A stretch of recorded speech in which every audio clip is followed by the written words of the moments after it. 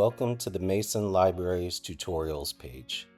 After completing this tutorial, you will be able to describe and differentiate between quantitative, qualitative, and mixed methods research. What is a research method?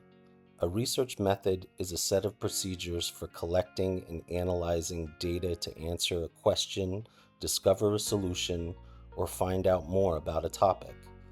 There are three types of research methods, and these are quantitative, qualitative, and mixed methods. With the quantitative research method, collected data is in the form of numbers.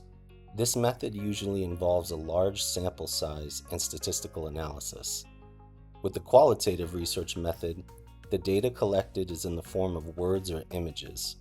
This method usually includes a much smaller sample size, and the data is analyzed to discover themes or to understand experiences or ideas. Mixed methods research combines quantitative and qualitative research methods.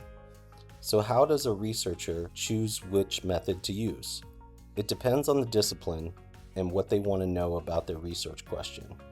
Use the clickable card in the top right corner of this video to learn more from the other videos in this series. In this tutorial, you've learned how to define quantitative, qualitative, and mixed methods research.